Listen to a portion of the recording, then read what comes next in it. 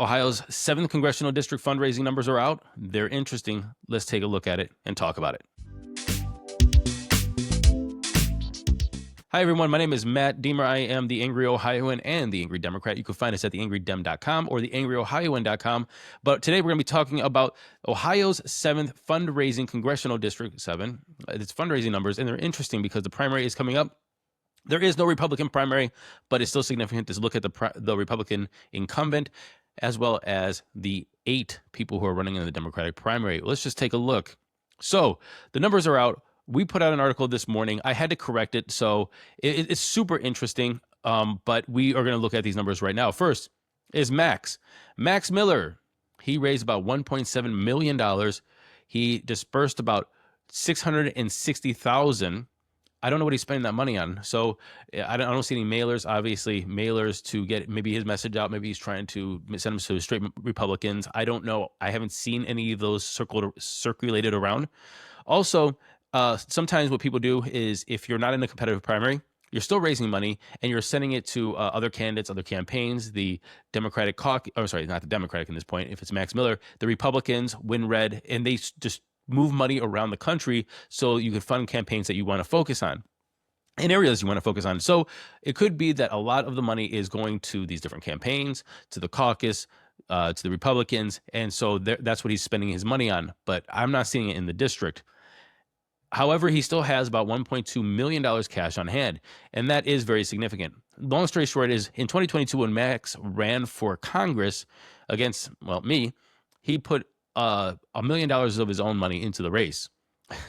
So he has that kind of money. The stock market since 2022 has done well. He has his money in a trust. I don't know how they're managing his money, but let's just assume that he has probably 50% more money than he had in 2022. That means $1 million for him to put into a race is not a heavy lift. He can definitely do that. With that said, he's still able to raise a lot of money. So whoever's going to go up against Max is going to have to be a good raiser. Max is going to be from between now, since he doesn't have a primary, to the general election, he's going to easily raise another $1 million. He could probably raise 2 if he is pushed to. And if the Republicans look at this district as someplace that they want to keep and it is starting to get close, they will make sure that they turn their attention here, and he can still pump his more money of his own money into the race. So look at it as it's saying he can have anywhere from $2 million to $4 million in the general election. That is not insignificant. The number one raiser in the Democratic Party was Ed Fitzgerald, and Ed Fitzgerald raised $231,000. He spent about $188,000. We're seeing those in mailers coming out all over the district. I got 2 of them. They're big. They're like proper size pieces of paper mailers coming out into your mailbox. And you're seeing his ads. You're seeing him run Facebook ads, Instagram ads. So there's a lot of stuff happening with that money. And it looks like he has $43,000 still cash on hand. Originally, the FEC, and I mentioned this in my live stream yesterday, originally, the FEC said it had $0, which was super bizarre. I made some ideas why. One idea was that he spent all of it because he was thinking that this was a super competitive primary and he wanted to drain his account, or he was thinking it was already over and he drained his account, which that's not the case. The case is he still has $43,000. The other reason, as I thought and I said yesterday, was that the FEC just messed up. I remember one time in 2024, I had, I think, a $150,000 raise. They put it at $1.5 million. I was like, I don't have $1.5 million, but everybody could look at it and see that I have $1.5 million and get a little scared, but go ahead. But that was not the case. The FEC messed up. It looks like they corrected their mistake already. The number 2 person in the race, the raisers, was Brian Poindexter. And I think this is interesting for other reasons. One, he didn't raise in Q4, so this number is all from one quarter of raising, which is very significant and very good raise. He's spent about $64,000. And this just shows you that he is able to raise, but he's probably, in my opinion, relying on a lot of union support. He's been endorsed by different unions. He's part of the Local 17 with iron workers. So therefore, they're probably going to max out to him.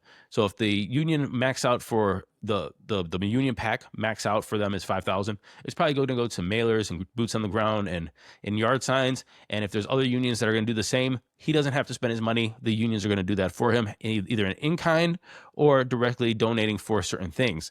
He's going to have organization. He's also going to have boots on the ground. So there is going to be a lot of other support besides money. So you have to take that into consideration. But it is surprising that he still has $73,000 left in the bank. This is ending on March 31st. That means we've already been 18 days in April, a whole month plus some days in May. It wouldn't surprise me if he raised another $50,000 and he could deploy that toward ads, either on social media, Facebook, Instagram, TikTok, and so on and so forth, or even more mailers. The fact is that he's going to come into, if he gets through the primary, into the general with quite substantial amount of money. It looks like he's pretty confident, because if you weren't confident, you'd be spending that down, making sure you're getting your message across. He's still holding on to it, and he's still going to be able to raise. So that's significant. Also, because he can raise that much this time, and he has, looks like he has some Democratic backers, like Bernie Sanders endorsed him. If it comes to the general, it looks like that the caucus is going to look at this race, and also you could see him be a $1 million candidate. I don't know if he's going to be able to raise. He's not going to compete with Max in money. Full stop. It's not going to happen. I'm not trying to poo-poo it, but $1 million is significant, especially if you have the union support, boots on the ground, and that kind of ground grassroots organization. You can make up a lot of ground, especially if you're using your money wisely. There's ways to run very efficient, lean, and cheap campaigns that amplify more than, say, a bulky, bureaucratic, consultant, a heavy campaign like Max would run. So $1 million would feel like a $4 million campaign, and I don't see that being a problem if it's ran appropriately. The next one is Michael Eisner. Michael Eisner, he's out there. He only raised $60,000, which, again, if you're running a lean campaign and you're being smart with your money, $60,000 can be very competitive.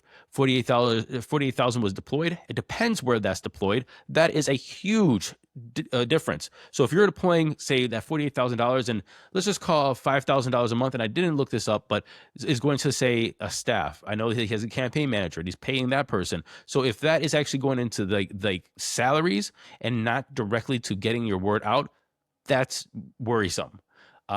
You can really do some good work and some damage and go out there and get your word out and run a proper campaign with that kind of money if it's only going to get your message out. If it's going to salaries and operations and admin and things like that, it's wasted money. I don't know how it's being spent. He has $12,000 left in the bank. That could be to one targeted persuasion mailer or get out the vote mailer. Probably persuasion. People you think are going to vote for Ed or Brian and try to persuade them. And he could drain that. And so that could be very significant. Don't count him out. But also, he's still in the position to say, hey, if he does win this primary, he's going to take the support from Ed. He's going to take the support from Brian. Let's just start taking their general election money, fold it into here. He's going to be a $500,000 to $1 million candidate as well. Scott Schultz, he came in number 4 for the Democrats, a little under 30,000. He spent most of it. He has 4,000 in the bank. That is not enough to compete with these top earners. The fact is he's gonna have to work. He's gonna have to work on word of mouth, grassroots, the spreading his message that way. He is running Facebook ads. Facebook ads, if they're running targeted, can still be influential if people are gravitating to what he's saying. So I would not count him out. But if you're going to talk about who's going to throw money at this, he's not that person. He's just not that person right now. Again, if he wins the primary, you're going to see this money funnel into Scott. They're not going to look at this and go, oh, well, Scott won. We're not going to give any more money. You're still going to get it. $500,000 for that campaign he could do it. Scott could raise $500,000 from that point on. And if he runs it lean and efficiently, that could make a big difference. And especially if you reach out to Brian and Ed and Michael at that point and start consolidating their resources, it would still be a very strong campaign. I am very worried about the other candidates. Laura has a strong message. I really liked her when I talked to her. She's not raising money. I don't know if that's a personal choice or a network issue. Again, anybody who runs this, who's running here, will get a lot of resources funneling into them if they did win. She didn't raise any money. Anne Marie did not raise anything. I don't know if she's fundraising or not, but there's nothing there. And then there's 2 candidates in the race. That would be John Butchko and Keith Mundy. They didn't even file. So the fact is that if you're not filing for the FEC and you say that you're running a congressional campaign, you're not running a congressional campaign. You're not going to win without the money. It doesn't matter. And honestly, at this point, if they did win the primary and they ran to the general and they didn't file with the FEC and they think they're going to win without taking any kind of donations, then just count this district out, right? So again, like John, like Keith, like Anne Marie, but you really got to be raising money, and they're not. So we're just going to count them out of the primary. I'm not saying anything that I look. Here's what I want to say: is I hate money in politics. I wish it was a funded campaign by a federally funded campaign for these federal elections. Everybody had the same amount of money. I think the way that I would do it is I would say through the primary, you raise your own. If you win the primary, then you get federally funded and you can't raise any more money. You are capped at a certain amount, and that's it. And everybody competes at the same. The Republican, same. The Democrat, same. Whoever, the same. The primary, you have to raise from people to get your word out there and get support. And so I wish it wasn't the case that money would make a big difference in the general election. However, it will make a big difference in the general election. I hope that was helpful for everybody. Thank you very much. This is the Angry Ohioan. Peace.